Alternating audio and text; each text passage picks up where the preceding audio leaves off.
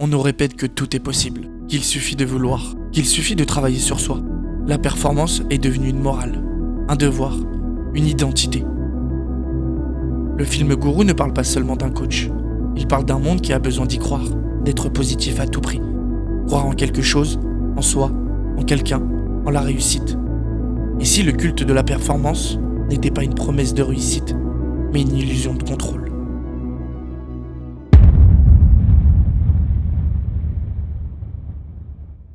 Dans Gourou, le personnage principal n'est pas un monstre. Il n'est pas un escroc caricatural.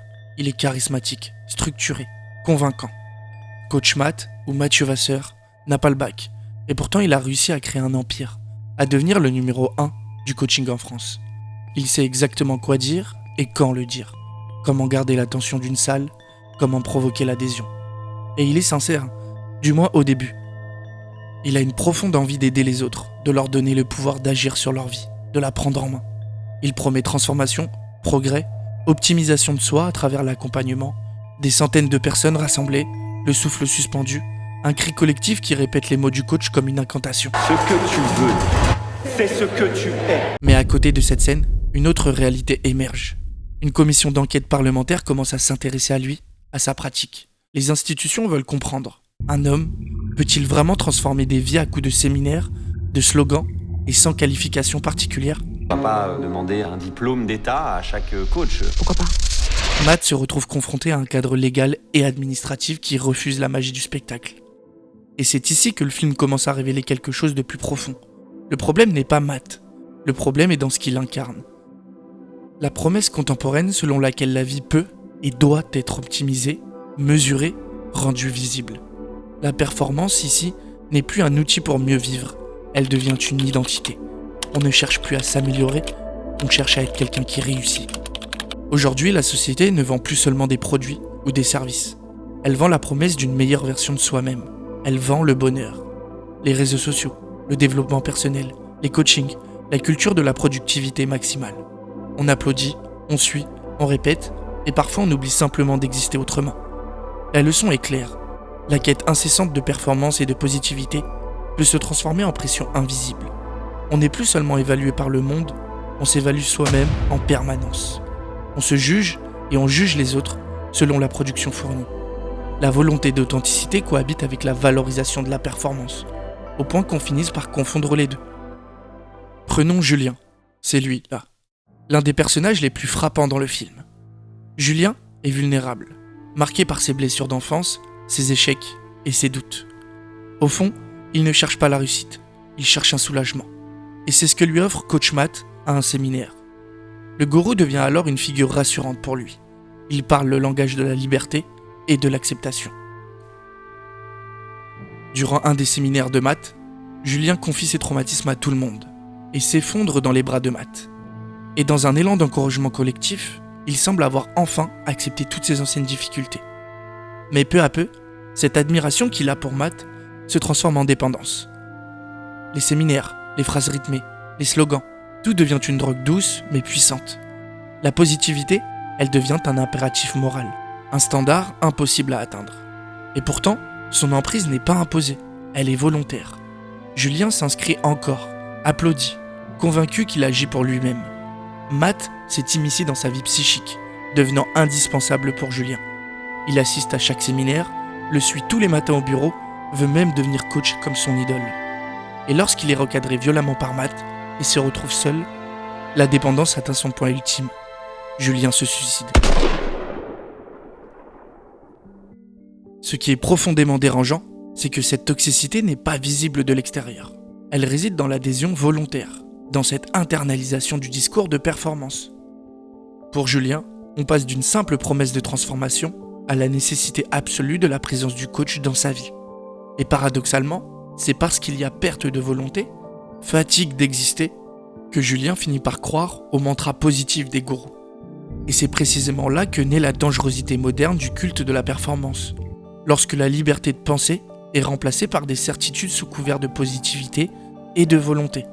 Ce que le film appelle la positivité toxique est une dépendance subtile, douce, presque invisible, mais qui finit par tout coloniser.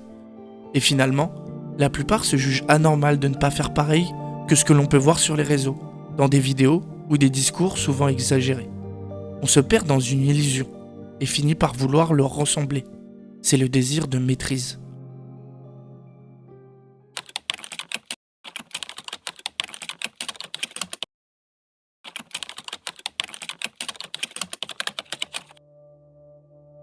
Le film révèle peu à peu que ce que nous percevons n'est qu'une version figée de la réalité. Chaque séminaire, chaque interaction, chaque geste de Matt est calibré, scénarisé. Tout semble spontané, mais derrière, tout est mesuré et calculé par son équipe pour produire un effet précis. L'adhésion, l'émotion, le sentiment de clarté. Ce que nous voyons n'est pas la vie dans sa complexité, mais une image simplifiée, organisée, montée de toutes pièces. Matt parle souvent de système. Pour lui, l'humain peut être analysé, décodé et optimisé comme un mécanisme. Émotions, comportements, réussite sont des variables à corriger ou à améliorer. Il transforme des vies complexes en procédures standardisées, comme si chaque personne pouvait être ramenée à un schéma simple. Le film montre ainsi l'illusion de maîtrise. Aujourd'hui, nous avons tendance à réduire l'humain à des modèles psychologiques, sociaux ou économiques, et à chercher des solutions universelles pour des existences singulières. Nous voulons maîtriser ce qui est parfois imprévisible. Le film Guru illustre cette tension, le contrôle apparent et séduisant, rassurant, mais il gomme l'intrication des désirs, des émotions et des fragilités qui font la profondeur humaine.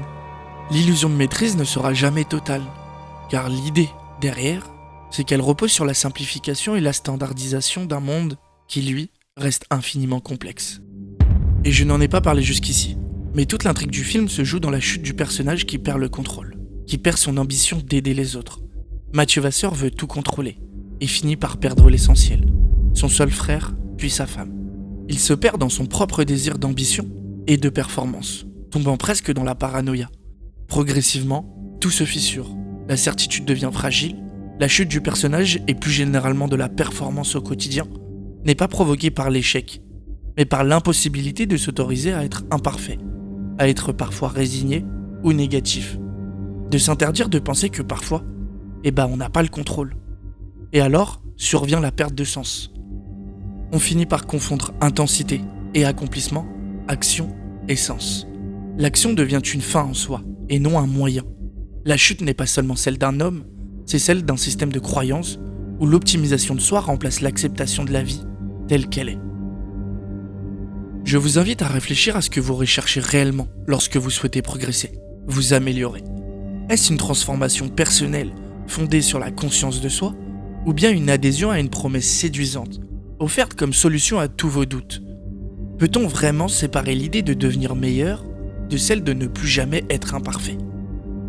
La limite entre accompagnement et emprise, entre liberté et dépendance, ne se mesure pas à la durée d'un séminaire ou à la grandeur d'un discours. Elle se trouve peut-être dans la place que nous accordons à nos propres doutes, à notre capacité à penser sans guide absolu et à rester maître de notre liberté intérieure. Guru n'est donc pas seulement une critique du coaching ou du développement personnel. C'est une mise en garde contre toute promesse qui prétend simplifier l'humain, qui réduit la complexité intérieure à une formule spectaculaire. Se laisser exister, accepter l'imprévu, le flou, l'incomplétude, c'est peut-être la seule manière de redevenir pleinement vivant. Et peut-être qu'au fond, ce que ce film nous rappelle, c'est que la liberté de penser ne se transmet jamais, elle se préserve.